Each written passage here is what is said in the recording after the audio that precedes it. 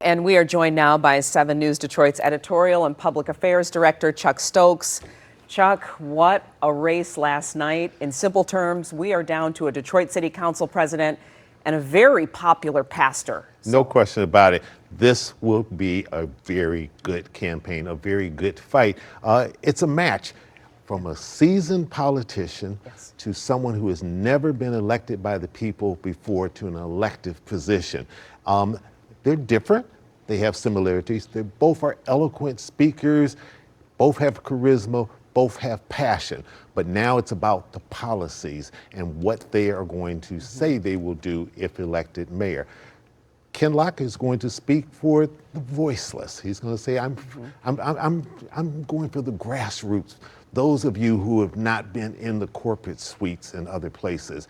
She's going to say, I've been part of this renaissance. I've been working with Mayor Duggan and others, but now I'm going to bring my own vision, but I want to take us to the next level. They're going to have to make their case, but it's going to be a fight from the corporate suites to the streets.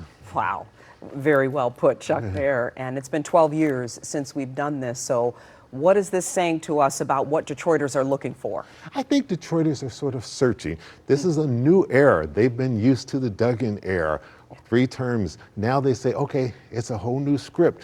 What is it we want? I think what they don't want is a U-turn. They don't want to go back to bankruptcy. They don't want to go back to high crime rates. They want to make sure that their neighborhood services not only stay where they are, but improve. These are things that they're going to have to talk about. But it's going to be a political fight. Ken Locke comes out the gate as the underdog. She got 50% of the vote. I'll take you back to an analogy, 1971. Joe Frazier wanted to beat Muhammad Ali. He had to take the fight to Ali before he could become the champion and give Ali his first professional defeat. Ken Locke has to take the fight to Mary Sheffield. You're taking it to Ali Frazier. It was the fight of the century. This may be the fight of Detroit. Yeah, we had to go there, Chuck. But in terms of turnout, coming in under 17%, really. So do we expect any more numbers come November? Is it on now? Well, we hope there'll be better numbers. Normally in the fall, there aren't so many things competing against the attention for people to get to the polls. But we also are dealing in a time where we've never seen partisanship the way it is. We've seen people say, I'm fed up with politicians. I'm fed up with the Democrats, Republicans, independents. I just don't think that they represent me and therefore are not getting to the polls.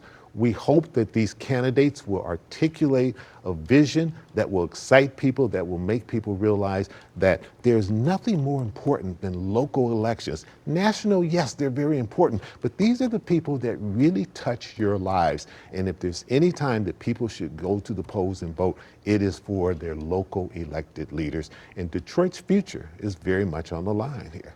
Yes, our Ruta Alcenaida talking to people in the street, voters after this. And we did hear an interesting take about, hey, downtown is beautiful. Yes. But the neighborhood attention has been a cry for a while. No question about it. And that's not to say that Mayor Mike Duggan didn't make a lot of progress in the neighborhoods. He did. Yes, he did. But there are still people in their particular neighborhood who have not seen the success and the safety that they've seen in downtown and midtown. And they want to make sure, why not in my area? I'm paying taxes just like everybody else. I want to make sure that no matter where I live, no matter what my income is, that I'm as safe as someone in a high income area. That's going to be an issue that both of them will have to talk about, and they'll have to paint a vision. They have to talk about affordable housing, and they have to talk about education. How are we going to educate this next generation, prepare them for the jobs of the future, because unemployment is still very high in the central city. And both these candidates understanding very well the cry and the call from the street. Oh, I think so. I think so. I think it's going to be a very interesting race. I think they're going to go toe to toe, and they're going to give people a lot to think about. Hopefully people will do their homework, pay attention to both of these candidates, the issues. The media will do its job, I guarantee you that, making sure that we get to them, give them an opportunity to be able to paint that vision. People have to pay attention. We will be watching very closely heading up to November. Chuck, thank you again for joining us today. Thank you. Always a pleasure. All right.